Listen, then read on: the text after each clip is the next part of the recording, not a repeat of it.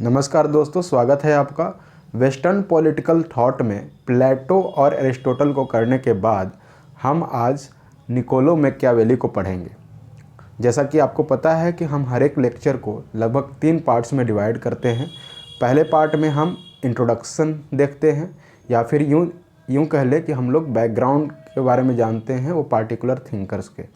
दूसरी चीज़, थिंकर्स से रिलेटेड जो भी उन्होंने अपनी थिंकिंग दी है, अपनी थॉट दी है, उसका हम लोग रीड करते हैं। और थर्ड पार्ट में हम लोग जितने भी उनसे रिलेटेड, उस टॉपिक से रिलेटेड यूपीएससी में खासकर क्वेश्चन पूछे गए हैं, उसके बारे में हम लोग डिस्कस करते हैं। तो आज जो है निकोलो मैकियावेली में हम इनका इंट्रोडक्शन देखते हैं कि ये कहाँ के थे और इनके किस सिचुएशन में इन्होंने अपनी थ्योरी दी। देखिए, निकोलो मैकियावेली को एक इटालियन फिलोसोफर थे, यानी कि ये इटली के रहने वाले थे। इटली में भी एक सिटी स्टेट था जिसका नाम था फ्लोरेंस। क्या नाम था? फ्लोरेंस। तो ये इटली के एक सिटी स्टेट फ्लोरेंस के रहने वाले थे और इनको चाइल्ड ऑफ रेनासा भी बोला जाता है।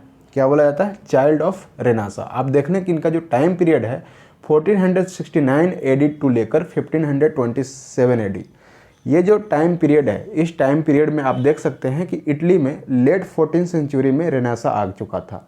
अगर आपने वर्ल्ड हिस्ट्री ढंग से पढ़ा होगा तो रेनेसा का मतलब होता है रिवाइवल और रीबर्थ, यानी कि जो एंशिएंट पीरियड में जो ग्लोरी थी यूरोपियन देशों की, उसको फिर से रीबर्थ यानी कि फिर से उसको उभारा गया।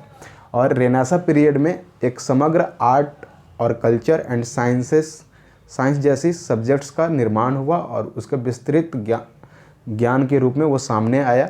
जो कि पहले जो पद्धति चली आ रही थी, जो पढ़ाई की जो सब्जेक्ट चले आ रहे थे, जैसे कि ज़्यादातर धर्म से रिलेटेड शिक्षा दी जाती थी, उसको थोड़ा सा साइड बैक किया गया और आर्ट, जो साइंस हैं, साइंस, मैथमेटिक्स, हिस्ट्री, ये सब पर जोर दिया गया। तो ये रेनेसा पीरियड के ही आप देख लें कि निकोलो मैकियावेली हैं। ठीक है, तो यानी कि आप जानते हैं कि रेनेसा का मतलब क्या हुआ? Rebirth and revival and rebirth. तो पुनर्जागरण का ये टाइम पीरियड है। पुनर्जागरण इटली में आप जानते हैं कि लेट 14th सेंचुरी में आ चुका था। उसके बाद फिर आगे बढ़ता है और फ्रांस में 15वीं शताब्दी में, वहाँ पर 15वीं शताब्दी में रेनेसा आया। और इंग्लैंड और जर्मनी, या फिर यूँ कह लें कि पूरे यूरोप में 16th सेंचुरी तक ये रेनेसा का पीरियड फैल चुका था।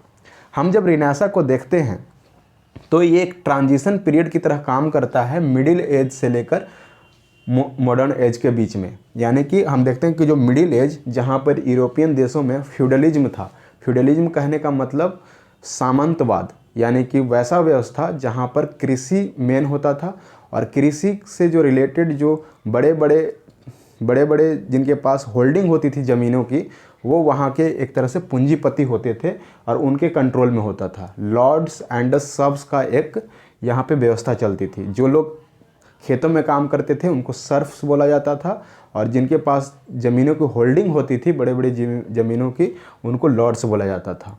और उसके ऊपर एक राजा होता था। तो ये मिडिल एज की कहानी, यानी कि फ्यूडलिज्म यहाँ पर था। उसके बाद ये ट्रांजिशन पीरियड के तौर पर रेनेसा आया, पुनर्जागरण हुआ, लोगों की एक चेतना डेवलप हुई, एक नया कॉन्शियसनेस आया, उसी को हम लोग बोलते हैं रेनेसा। और इसी पीरियड में मैं बार बार बोल रहा हूँ, इसी पीरियड में क्या है? निकोलो मैकियावेली का ये टाइम पीरियड है। इसलिए निकोलो मैकियावेली को एक रेनेसा ट्रेडिशन का भी थिंकर बोला जाता है। क्या बोला जाता है? रेनेसा ट्रेडिशन का थिंकर। आपने देखा कि एंशिएंट ट्रेडिशन के थिंकर में हमने 2 ग्रीक थिंकर पढ़े, प्लेटो और एरिस्टोटल। रेनेसा ट्रेडिशन में हम लोग निकोलो मैकियावेली से शुरुआत कर रहे हैं। निकोलो मैकियावेली क्या हैं? वो कहे जाते हैं किसके? रेनेसा पीरियड यानी रेनेसा ट्रेडिशन के थिंकर। और उसके बाद रेनेसा के बाद क्या आएगा? Modern age. फिर मॉडर्न एज के हम लोग थिंकर के बारे में पढ़ेंगे। देखिए, उस समय मैंने आपको बताया है पहले ही कि अगर आपको किसी थिंकर्स को ध्यान से समझना है तो वहाँ के सिचुएशन को समझना पड़ेगा जहाँ पर वो जन्मे थे। अब देखिए, ये इटली के फ्लोरेंस सिटी में जन्मे थे। उस समय इटली की हालत ऐसी थी कि ये काफ़ी छोटे छोटे सिटी स्टेट्स में डिवाइडेड था। जैसे कि हमने प्लेटो में देखा था कि ग्रीस उस समय छोटे छोटे सिटी स्टेट में डिवाइडेड था। यहाँ भी जो इटली है, सेम हम देख सकते हैं कि ये छोटे छोटे सिटी स्टेट्स में डिवाइडेड था। लगभग 5 सिटी स्टेट में डिवाइडेड था, जिसमें से फ्लोरेंस एक था, वेनिस था, मिलाप था, और उसके बाद फिर आप जानते हैं कि जो वहाँ का जो इटली का एक सेंटर सिटी हुआ करता था, इन सब में ये डिवाइडेड था। और ये जो छोटे छोटे सिटी स्टेट्स में डिवाइडेड था जब, तो एक इंटरनल डिस्टर्बेंस भी था वहाँ पर, और साथ साथ वहाँ पर एक्सटर्नल अटैक का भी खतरा था, क्योंकि बाकी जो यूरोपियन सिटी स्टेट्स थे जो डेवलप हो चुके थे, जैसे कि इंग्लैंड हो गया, स्पेन हो गया, जर्मनी हो गया, तो ये सब काफ़ी डेवलप्ड हो चुके थे, लेकिन अभी भी जो इटली था वो छोटे छोटे टुकड़ों में विभाजित था। तो इनका कंसर्न है मैकियावेली का मेन कंसर्न है क्या, कि ये यूनिफिकेशन करें इटली का, और ये जो छोटे छोटे स्टेट हैं उनको एक कंबाइन करें, ताकि एक मजबूत नेशन स्टेट का डेवलपमेंट हो पाए। क्योंकि मजबूत अगर नेशन स्टेट होगा तो बाहरी आक्रमण से उसको एक तरह से बफर जोन प्राप्त होगा, एक तरह से उसको सुरक्षा मिलेगी।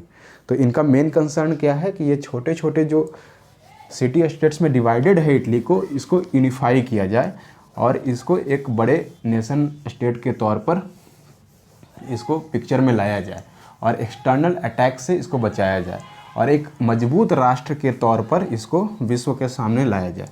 ठीक है, अब इसीलिए ये क्या करते हैं कि वहाँ पर एक और, अब इसमें जो यूनिफिकेशन में रुकावट क्या क्या आ रहा है, तो उस समय रुकावट मेन था क्या, कि जो एक चर्च का बहुत बड़ा हस्तक्षेप हुआ करता था राज्य में, चर्च का। और चर्च में इन्होंने देखा कि बहुत ज़्यादा करप्शन है। क्या है? करप्शन। और सिर्फ चर्च में ही करप्शन नहीं है, और लोगों के खुद में करप्शन है, लोगों के बीच में करप्शन है। यानी कि वहाँ पे जो सिटी स्टेट के जो लोग थे उनके आपस में बहुत ज़्यादा करप्शन है, लोग भी करप्टेड हैं, यानी कि करप्टेड पीपुल हैं वहाँ पे। ऐसी व्यवस्था थी उस समय इटली में, जो कि डिफरेंट सिटी स्टेट्स में बटा हुआ था। Corrupt people. ठीक है, उसके बाद फिर इन्होंने और क्या पाया कि हर चीज़ में क्या है, चर्च का बहुत बड़ा इन्फ्लुएंस है। ठीक, लेकिन वहाँ पर रेनेसां आ चुका था, और लोगों ने एक टेस्ट लोगों को मिल चुका था कि जो आर्ट है, डिफरेंट आर्ट्स जो डेवलप हुए हैं, रीजन डेवलप हुए हैं, उसका भी एक इन्फ्लुएंस आ चुका था। तो मैकियावेली के टाइम जो फ्रेम है, उस समय बिल्कुल ही वो आइडियल टाइम था कि चर्च से थोड़ा दूरी बना कर रखा जाए। इसीलिए इन्होंने जब किताब लिखी, इन्होंने 2 किताब लिखा। एक तो द प्रिंस, इनकी 2 बुक का नाम है द प्रिंस, आप लिख सकते हैं इसको। 2 फेमस किताब है इनकी, the prince and the discourses of Livy, या फिर द डिस्कोर्सेस भी, सिंपल भाषा में द डिस्कोर्सेस भी बोल सकते हैं। तो इनकी 2 मेन किताब कौन सी हो गई? द प्रिंस और द डिस्कोर्स। और इसी किताब के तौर पर इनकी जो पॉलिटिकल थिंकिंग है वो सामने आई। द प्रिंस में ये सलाह देते हैं, प्रिंस को सलाह देते हुए दिखाई देते हैं कि किस तरह से प्रिंस होना चाहिए, उसकी विचार किस तरह से होना चाहिए, वो जनता को किस तरह से हैंडल करना चाहिए। द डिस्कोर्सेस में भी एक ये डिफरेंट फॉर्म ऑफ गवर्नमेंट की बात करेंगे। अब आप देखिए कि जब द प्रिंस में ये बात कर रहे हैं, तो यहाँ पर एक प्रिंस यानी कि एक राजा की बात कर रहे हैं, और यहाँ पर हम देखेंगे कि एक मोनार्किकल फॉर्म ऑफ गवर्नमेंट की बात करेंगे द प्रिंस में। वहीं पर जो डिस्कोर्सेस में ये बात करेंगे रिपब्लिकन फॉर्म ऑफ गवर्नमेंट का। इसीलिए जो थिंकर हुए हैं रूसो, उनका कहना है कि जो मैकियावेली जो है ना, वो डबल माइंडेड है या डबल फेस्ड है, यानी कि उनका 2 चेहरा है। एक चेहरा जो प्रिंस में दिखाई देता है, यानी कि प्रिंस में ये मोनार्किकल फॉर्म ऑफ गवर्नमेंट को बढ़ावा देते दिखाई देंगे। दूसरी की डिस्कोर्सेस में ये रिपब्लिकन फॉर्म ऑफ गवर्नमेंट को बढ़ावा देते दिखाई देंगे। यानी कि हुई ना कि ये 2 फॉर्म ऑफ गवर्नमेंट की बात बोल रहे हैं। इसमें ये प्रेज कर रहे हैं मोनार्किकल फॉर्म ऑफ गवर्नमेंट की। मोनार्किकल फॉर्म ऑफ गवर्नमेंट, आपको पता होगा कि मोनार्ची क्या होता है, कि अगर जहाँ की व्यवस्था, जहाँ पर एक राजा या एक क्वीन के द्वारा चलाया जाता हो, और उसके अंत के बाद उनके ही फैमिली का कोई मेंबर राजा बनता हो, एक 1 मैन रूल होता है, मोनार्किकल फॉर्म ऑफ गवर्नमेंट। तो द प्रिंस में ये मोनार्किकल फॉर्म ऑफ गवर्नमेंट को इंड्यूस कर रहे हैं। जब डिस्कोर्सेस में ये रिपब्लिकन फॉर्म ऑफ गवर्नमेंट की बात कर रहे हैं। तो जब हम आगे की लेक्चर में जब इनकी थ्योरीज देखेंगे, तो हम पाएंगे कि ये दो फॉर्म ऑफ गवर्नमेंट की, एक है आइडियल फॉर्म ऑफ गवर्नमेंट जिसको ये रिपब्लिकन फॉर्म ऑफ गवर्नमेंट बोलेंगे, और दूसरा कि जो प्रैक्टिकल फॉर्म ऑफ गवर्नमेंट है यानी कि मोनार्की, उसकी बात करेंगे। यानी कि इन्होंने गवर्नमेंट को दो पार्ट्स में डिवाइड किया, टू फॉर्म ऑफ गवर्नमेंट की बात की है। एक है मोनार्किकल जो कि एक्चुअल में प्रैक्टिकल है इनके अकॉर्डिंग, मैकियावेली के अकॉर्डिंग, और दूसरी बात कि द डिस्कोर्स में ये बात करते हैं रिपब्लिकन फॉर्म ऑफ गवर्नमेंट की, जो कि एक आइडियल स्टेट की बात करते हैं। ठीक है, अब यहाँ पर मैंने बताया था कि चर्च का बहुत बड़ा इन्फ्लुएंस था, और आप जानते हैं कि उस समय से पीछे यानी कि मैकियावेली से जितने भी थिंकर्स आए हैं उनके थ्योरीज में आप देखिएगा तो कहीं ना कहीं आपको एक मेटाफिजिक्स की झलक दिखाई देगी कि वो सिर्फ यही लोग के बारे में बात नहीं करते हैं, वो यूनिवर्स के अदर्स पार्टिकल्स के बारे में बात करते हैं, यानी बियॉन्ड द यूनिवर्स जाके बात करते हैं। जैसे कि प्लेटो में हमने देखा था फॉर एग्जांपल कि वो बात करते हैं सोल की, थ्योरी ऑफ सोल हमने देखा था। अगर आपने नहीं देखा है तो वीडियो जाके देखें, थ्योरी ऑफ सोल की बात करते हैं वो। उसके बाद फिर हमने ये देखा था कि वो बात करते हैं एक हाइपोथेटिकल सिचुएशन की बात करते हैं, और स्पिरिट की बात करते हैं, और भावनाएं की बात, इमोशंस की बात करते हैं। लेकिन यहाँ पे मैकियावेली ने इन सब को दरकिनार किया है। मैकियावेली ने बोला कि उनकी जो थ्योरी है वो based on the empirical method है, या फिर साइंटिफिक जो ऑब्जर्वेशन है उसके आधार पर उन्होंने अपनी थ्योरी दी है। जो भी उन्होंने आसपास की चीज़ों को देखा है, लोगों के बिहेवियर को पढ़ा है, इसलिए इनकी थ्योरी को बिहेवियरलिज्म भी बोलते हैं। यानी कि वैसा थ्योरी जिसमें लोगों, वोटर्स की, पॉलिटिकल पार्टीज़ की, वहाँ की जनता की बिहेवियर को स्टडी किया जाए, उसको हम लोग क्या कहते हैं, बिहेवियरलिज्म। तो ये बिहेवियरलिज्म पर फोकस करते हैं। साथ ही साथ इन्होंने बोला अपने थ्योरी में, ये आगे बोलते हैं कि राजनीति में धर्म को नहीं लाना चाहिए। यानी कि जो धर्म है, या फिर यूँ कह लें जो मोरालिटी है, उसको साइड रखिए। राजनीति कोई मोरालिटी का सब्जेक्ट नहीं है। जबकि हम लोग ने प्लेटो को पढ़ा था, अरिस्टोटल को पढ़ा था, वो दोनों मोरालिटी पे ज़्यादा फोकस करते हैं। हमने देखा था कि अरिस्टोटल हो या प्लेटो, दोनों में मोरालिटी जो है वो सबसे मेन एक एलिमेंट हुआ करता था। लेकिन इन्होंने बोला कि पॉलिटिक्स का काम कोई मोरल वैल्यूज़ को देना नहीं है। आप जब भी पॉलिटिक्स में जाएं तो मोरालिटी को बिल्कुल साइड रखें। आप जब भी, इन्होंने प्रिंस के बारे में ये बताते हैं कि प्रिंस को ऐसा होना चाहिए कि वो जब डिसीजन ले रहा है तो ये नहीं देखे कि ये जो उनका जो एक्ट है वो मोरल है या फिर इमोरल है। ठीक है, उसको बिल्कुल इस सब में पढ़ना ही नहीं चाहिए। अगर मान लीजिए कि प्रिंस अगर कोई गलत भी कर रहा है, जो उस सिचुएशन के अकॉर्डिंग लोगों को गलत लगता है, और वो राष्ट्र के लिए अगर सही है, अगर वो राष्ट्र हित में है, स्टेट के हित में है, तो उसको वो डिसीजन लेना चाहिए, भले ही वो एक मोरल रूप में ख़राब दिखे। इस बारे में बात करते हैं कौन, मैकियावेली। और बोलते हैं, वो एग्जाम्पल देते हैं, जो प्रेजेंट जो हिस्टोरिकल जो सिनेरियो थी, जो हिस्ट्री से वो एग्जाम्पल देते हैं कि अगर कोई प्रिंस या कोई राजा ने ऐसा कदम उठाया है जो कि मोरली रूप से ठीक नहीं है, लेकिन वो स्टेट के लिए भलाई का काम करेगा और उसका रिजल्ट एक अच्छा आएगा, तो लोगों को की भी सहमति बाद में उसके प्रति अच्छी बन जाएगी। तो ये बोलते हैं कि प्रिंस को फियर नहीं होना चाहिए, डरना नहीं चाहिए ऐसे डिसीजन लेने से। तो ये बोलते हैं प्रिंस को बिल्कुल कड़ा कदम उठाने के लिए बोलते हैं, जो कि हम इनके मेथडोलॉजी में देखेंगे। यानी कि मेथडोलॉजी में हमने क्या देखा कि ये एम्पिरिकल मेथड की बात कर रहे हैं। वैसा मेथड, एम्पिरिकल मेथड किसको बोलते हैं, वैसा मेथड जो कि हिस्टोरिकल इवेंट्स या फिर साइंटिफिक एक ऑब्जर्वेशन पर बेस्ड हो, उसे हम लोग क्या कहते हैं, जो फैक्ट्स पर आधारित हो, उसे हम लोग कहते हैं एम्पिरिकल मेथड। पहली बार ऐसा हो रहा था कि कोई एम्पिरिकल मेथड को इतना बड़ा अपना बेस बना रहा था कोई थिंकर। उससे पहले हमने देखा था कि मेटाफिजिक्स की ज़्यादा बात होती थी, दूसरे लोग की बात होती थी, जैसे कि डिवाइन स्टेटस, ये सब के बारे में बात होती थी, सोल के बारे में बात होती थी, स्पिरिट के बारे में बात होती थी।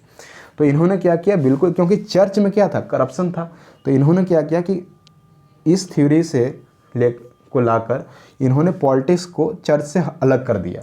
यानी कि चर्च का जो इन्फ्लुएंस हुआ करता था, चर्च एक बैरियर की तरह काम कर रहा था यूनिफिकेशन ऑफ सिटी स्टेट में, तो उसको बिल्कुल नकारने की काम किया इन्होंने। और इन्होंने बोला कि चर्च का कोई इन्वॉल्वमेंट नहीं होना चाहिए, कोई धर्म का इन्वॉल्वमेंट नहीं होना चाहिए। इसीलिए इनको, मैकियावेली को फादर ऑफ यूरोपियन सेक्युलरिज्म भी बोला जाता है। सेक्युलरिज्म, यूरोपियन सेक्युलरिज्म क्या है, यूरोपियन सेक्युलरिज्म ये कहता है कि राजनीति में धर्म नहीं आना चाहिए, राजनीति को धर्म से अलग जोड़ के देखना चाहिए। ठीक है। तो ये सब ये अपनी मेथोडोलॉजी में, ये अपनी प्रिंस की जो थ्योरी है, जो बुक है, इसमें ये प्रिंस को सलाह देते हैं कि प्रिंस को ऐसा करना चाहिए। सेकेंड, जब कि हम लोग देखेंगे कि इनका जो थ्योरी है स्टेट्समैनशिप का, तो वहाँ पर देखेंगे तो ये बोलते हैं कि प्रिंस को बिल्कुल दोनों का गुण होना चाहिए। प्रिंस में आदमी का तो गुण होना ही चाहिए, साथ साथ जानवर का भी गुण आना चाहिए। और जानवर में भी ये बोलते हैं कि जानवर कैसा, तो लोमड़ी और शेर जैसा, क्योंकि शेर बहादुर होता है और लोमड़ी चालाक होता है। क्योंकि अगर मान लीजिए कि प्रिंस के प्रति कोई कॉन्स्पिरेसी कर रहा है, कोई षड्यंत्र रची जा रही है, तो वो इतना स्मार्ट होना चाहिए, इतना चालाक होना चाहिए लोमड़ी की तरह कि वो उस जाल में फंसे नहीं, उस षड्यंत्र के जाल में फंसे नहीं। और शेर जैसा बिल्कुल निडर और बिल्कुल करेजियस होना चाहिए, और कायर बिल्कुल नहीं होना चाहिए, और जो भी वो डिसीजन ले बिल्कुल फॉर्मली डिसीजन ले, ऐसा होना चाहिए प्रिंस को। ठीक है, तो ये सब के बारे में बात करते हैं। साथ ही ये ह्यूमन जो ट्रेट्स है, यानी कि ह्यूमन कैरेक्टर, उसके भी बारे में बात करेंगे। ये बात करेंगे कि ह्यूमन जो है ना इसेंशियली बैड है। बैड कहने का मतलब कि डिसऑनेस्ट है, बिल्कुल ग्रेडी है, लालची है, डिसग्रेटफुल है। अगर आपने डिसग्रेटफुल किसको कहते हैं, जिसके लिए आपने भलाई किया हो और जल्दी भूल जाए आपकी भलाई किया गया चीज़ को, तो ये मैन को बोलते हैं कि वो बिल्कुल कायर है, ग्रीडी है, वो जल्दी भूलने वाला है, एहसान उसको भूलने वाला है। तो इस तरह से वो मैन के करेक्टर को डिफाइन करते हैं, जिसको हम लोग बोलते हैं इंडिविजुअल ईगोइज्म, जो कि हम आगे जो थ्योरी सेकंड पार्ट में हम लोग स्टडी करेंगे कि इंडिविजुअल ईगोइज्म क्या है। इस पर क्वेश्चंस भी आते हैं यूपीएससी में इंडिविजुअल ईगोइज्म का। तो इंडिविजुअल ईगोइज्म में इन्होंने ह्यूमन के करेक्टर को डिफाइन किया है, और उन्होंने माना है कि ह्यूमन इसेंशियली कोई गुड नहीं है। तो अगर ह्यूमन ही ऐसा है, वो करप्टेड है, वो ग्रेडी है ना, वो लालची है, वो डिसग्रेटफुल है, वो फ्रिकल माइंडेड है। ये बोलते हैं कि आदमी क्या है, फ्रिकल माइंडेड है, उसका माइंड एक चीज़ पे नहीं टिकता है, वो माइंड चेंज होते रहता है। तो फ्रिकल माइंडेड है। तो बोलेंगे कि अगर ऐसे लोग हैं, अगर किसी भी क्षेत्र में, किसी भी राज्य में अगर ऐसे लोग हैं, तो वहाँ पर रिपब्लिक आ ही नहीं सकती है। क्योंकि रिपब्लिक में क्या होता है कि लोगों को डिसीजन लेना पड़ता है, और अगर वर्चुअस लोग हैं ना, तभी वो अच्छे डिसीजन ले पाएंगे। लेकिन जहाँ पर ऐसे लोग हैं, करप्टेड पीपल हैं, वो वर्चुअस डिसीजन कैसे ले पाएंगे? वो तो बिल्कुल विशियस डिसीजन लेंगे, और वो राष्ट्र के लिए खतरा होगा। तो वो बोलते हैं कि ऐसा सिचुएशन जहाँ पर ऐसे लोग हैं, उनके लिए कौन ठीक रहेगा? उनके लिए प्रिंस ही ठीक रहेगा, जो कि डेस्पोटिज्म जहाँ पर होगा, जहाँ पे मोनार्की होगा। डेस्पोटिज्म का मतलब होता है कि बिल्कुल एक क्रूएल रूलर जो होता है, बिल्कुल क्रूरता भरा हुआ शासक, जो कि अपनी मर्जी का काम करे। और ये प्रिंस को बोलते हैं कि जब तक ये काम कर रहा है राष्ट्र हित में, तब तक इसकी जितनी भी एक्शन है सब जस्टिफाइड है। लेकिन एक बैरियर क्या है कि वो राष्ट्र हित में होना चाहिए। और इसीलिए इनको क्या कहा जाता है, रियलिस्ट थिंकर भी बोला जाता है। फर्स्ट रियलिस्ट थिंकर भी इनको बोला जाता है, क्योंकि आप जानते हैं कि आज के इस ज़माने में देखें, मॉडर्न एज में भी देखें, तो आप अगर पूरे विश्व में भी देखेंगे, पूरे विश्व की आप एक बार संकल्पना करें और अलग अलग देशों के बारे में सोचें, तो आप देखेंगे कि सब देशों में ना कहीं सबसे जो बड़ा जो चीज़ होता है, वो होता है देश। यानी कि देश को सबसे ऊपर रखना है, अपने कंट्री को सबसे ऊपर रखना है। आज कहीं भी जो राजनीति हो रही है पूरे वर्ल्ड में, वहाँ पर देश को सबसे सर्वप्रथम रखा जा रहा है। अगर देश के हित में अगर वो नेता काम कर रहा है, तो उसको जस्टिफाइड माना जा रहा है, लोग उस पर सहमत हो जा रहे हैं। फॉर एग्जांपल, अगर ये मैं एग्जांपल दे पाऊँ आपको कि आर्टिकल 370 मॉडर्न एज में, जो हमारे इंडिया में 370 को हटाया गया, वहाँ पर वर्ष 1 साल तक वहाँ पर इंटरनेट को बिल्कुल बैन कर दिया गया। बहुत लोगों ने मुद्दा उठाया कि ये सिविल लिबर्टी को सप्रेस करने का एक माध्यम है, लोगों की लिबर्टी सप्रेस किया जा रहा है, लोगों को पर्याप्त स्वतंत्रता नहीं है जम्मू कश्मीर में, क्योंकि आप उनको इंटरनेट की सुविधाएं नहीं दे रहे हो, उनको घर से बाहर नहीं निकलने दे रहे हो बिना इजाज़त की, तो इससे उनकी लिबर्टी प्रभावित हुई है। लेकिन सरकार ने क्या बोला कि 370 को हटाना राष्ट्र के हित में है, और वहाँ पर जो आतंकवादी जो गतिविधियाँ चल रही थी उसको लगाम लगाने के लिए, बाहरी देशों से सुरक्षा प्रदान करने के लिए हमें 370 को हटाना ही पड़ेगा। अब आप देख लें कि ये एक तरह से इमोरल लग रहा है कि लोगों की आप स्वतंत्रता को छीन रहे हो। लेकिन इसका इंड रिजल्ट अगर गुड है तो मैकियावेली क्या बोलेंगे कि Prince should go for it, कि प्रिंस को उसे कर देना चाहिए। आपको नहीं लगता कि बहुत सारे देश आजकल इसी मेथोडोलॉजी पे चल रहे हैं? इसीलिए बोला जाता है मैकियावेली, एक स्टेटमेंट भी आता है कि हर कोई मैकियावेलियन है, हर एक कोई किसी में मैकियावेलियन है, भले ही वो नकार दे कि वो मैकियावेली का सपोर्टर नहीं है, लेकिन अंदर से वो मैकियावेलियन ही है। ये मैकियावेली जो हैं इंडिया के, आप जानते हैं कौटिल्य के बारे में, चाणक्य के बारे में पढ़ा होगा। चाणक्य ने भी क्या किया था, धनानंद को हटाकर और चंद्रगुप्त मौर्य को गद्दी पर बैठाया था, मगध के गद्दी पर। और उन्होंने भी लगभग इसी तरह की थ्योरी की बात की कि राजा कैसा होना चाहिए, बिल्कुल इसी तरह से थ्योरी की बात की। इसीलिए कौटिल्य को इंडिया का मैकियावेली भी बोला जाता है। तो आप देख लें कि किस तरह से ये अपनी थ्योरीज रख रहे हैं और बिल्कुल ही एम्पिरिकल इवेंट्स पे रख रहे हैं, हिस्टोरिकल इवेंट को ये बेस बनाकर अपना ये थ्योरी दे रहे हैं। अब इसमें हम लोग जब थर्ड पार्ट में जाएंगे तो वहाँ पे इसका क्रिटिसिज्म भी देखेंगे इनके, और इनके जो क्वेश्चन पूछे गए हैं उसके बारे में भी जानेंगे। जैसे क्रिटिसिज्म में सबसे ज़्यादा इनको क्रिटिसाइज किया गया है जॉर्ज एच सब्बिन के द्वारा। जॉर्ज एच सब्बिन एक थिंकर हुए जिन्होंने इनको क्रिटिसाइज किया है, और वो बोलते हैं कि जो मैकियावेली बोलते हैं ना कि इनकी जो थ्योरी है हिस्ट्री पे बेस्ड है, हिस्टोरिकल इवेंट पे बेस्ड है, वो ऐसा बिल्कुल नहीं है। क्योंकि मैकियावेली ने वही सब इवेंट को सहारा लिया है, वही सब इवेंट की बात की है जो कि इनके थ्योरीज को सपोर्ट करता हो। उन्होंने जो एम्पिरिकल जो मेथड होता है उसमें इंड्यूसिव और डिडक्टिव का जो मेथडोलॉजी है उसको इस्तेमाल नहीं किया है। यानी कि उन्होंने ऐसा कोई भी थ्योरी, ऐसा कोई भी हिस्टोरिकल इवेंट को उन्होंने अपने एग्जाम्पल में नहीं लिया है जो कि इनके थ्योरी से काउंटर करता हो। और इसलिए सब्बिन बोलते हैं कि मैकियावेली वॉज नैरोली डेटेड। ठीक है, तो बोले कि ये बिल्कुल नैरो व्यू है। तो हम आगे जो क्रिटिसिज्म भी देखेंगे इनका। तो ये हमने देखा कि किस तरह से बैकग्राउंड है और ये ऐसा क्यों कर रहे हैं, अपने जो इटली का यूनिफिकेशन, इटली को एक मजबूत राष्ट्र बनाने के लिए। और वहाँ पर लोग करप्ट हैं, इसलिए प्रिंस का रूल चाहते हैं। ये बोलते हैं कि अगर लोग अच्छा हैं, वर्चुअस हैं, तो वहाँ पर सबसे अच्छा जो रूल होगा ना वो रिपब्लिकन का ही होगा। रिपब्लिकन के रूल आप जानते हैं, रिपब्लिक क्या होता है, जो कि लोगों के द्वारा शासित हो। यानी कि जहाँ पर जो राजा है या फिर कोई भी रूलर है उसको जो अथॉरिटी किसके द्वारा दिया जा रहा है, पीपल। वहाँ पे पीपल जब के पास अथॉरिटी होगी ना उसको रिपब्लिक बोला जाता है। लेकिन जहाँ पर अथॉरिटी प्रिंस के पास है, राजा के पास है, उसको मोनार्की बोला जाता है। तो अगर लोग खराब हैं तो ये बोलेंगे मैकियावेली कि प्रिंस की अथॉरिटी सबसे अच्छी होगी। ठीक है ना। और प्रिंस के बारे में ये बताएंगे कि कैसा होना चाहिए प्रिंस को। इन्होंने अपने थ्योरी में ये भी बात कही है कि प्रिंस को रिलीजन से हट के रखना चाहिए, अपनी राजनीति को रिलीजन से सेपरेट रखना चाहिए। लेकिन हाँ, ये भी ये बात करते हैं कि प्रिंस को बिल्कुल नॉन रिलीजियस नहीं दिखाई देना चाहिए। कि लोग क्या हैं, लोग रिलीजन में ज़्यादा विश्वास करते हैं।